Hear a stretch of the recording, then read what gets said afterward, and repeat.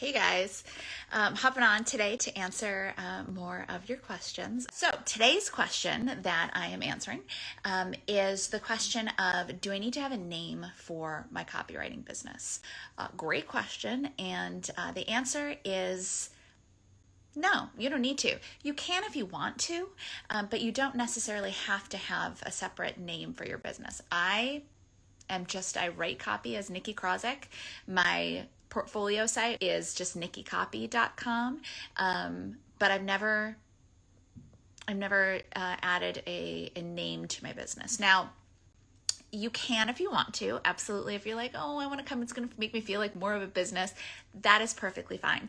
Just be aware that if you are in the States, I'm not sure what the laws are overseas, or I should say whatever other country you're in, because we do have students from all over the world. But in the States, you may need to file a doing business as form with your town. So look into that if you do want to get paid as, I can't think of a business name off the top of my head, but if you want to get paid as your business name instead of your name, you may need to file a doing business as form. And that also, you might have to talk to your bank because they might need a special account for you. But you absolutely can come up with a name for your business if you want to. This could be a good idea if you think eventually you want to scale and you want to have an agency. You want to hire other copywriters or maybe even subcontract to other copywriters. You bring work in and you kind of oversee other copywriters. That can be a great reason for having a business name. But you don't necessarily need to. When it comes to setting up your business, especially when you're getting started, I really want you to focus on things that are going to have the most impact and not letting yourself get too caught up in things that don't really matter in the long run.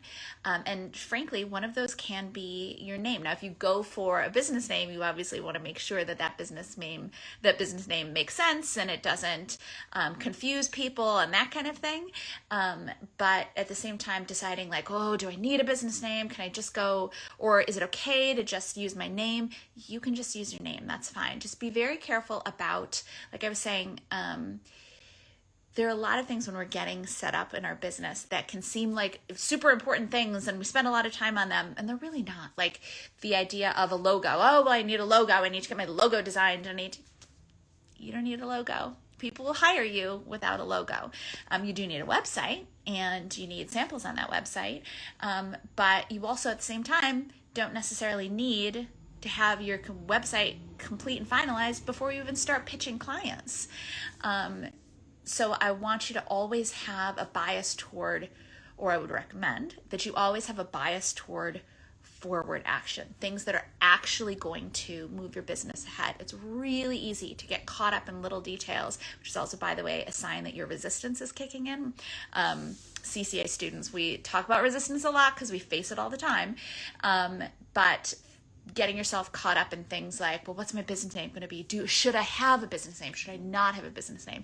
If you find that you are spending days on a decision like that, then that's a hint that it has nothing to do with your business name, that it is a sign of resistance and there's something in you trying to keep you from making progress. If you can't decide between having a business name and not having a business name, don't have one and just go forward with your own name. Even if I have I have a relatively complicated last name, so I don't put that in my URL, but I can still do business under Nicki Krozek with that CZYK at the end. People can still figure out how to pay me. People can still hire me.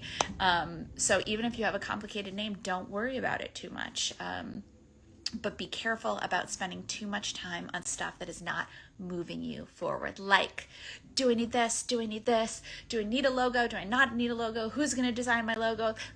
Your logo is not going to bring you in business. What is going to bring you in business is you telling people that you're a copywriter, is you getting involved in Facebook groups, is you pitching clients and refining your pitches. And if you're a CCA student, you know that if you're having issues with your pitches or in finding designers to work with for your spec ads, post it in the CCA student member group because we'll all give you feedback.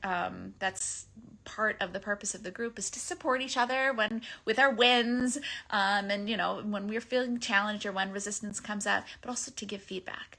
And same thing too, if you're trying to decide on a business name and you just want to make sure that it doesn't kick up any red flags for anybody or even yellow flags, share it in our student group. That's what we're here for.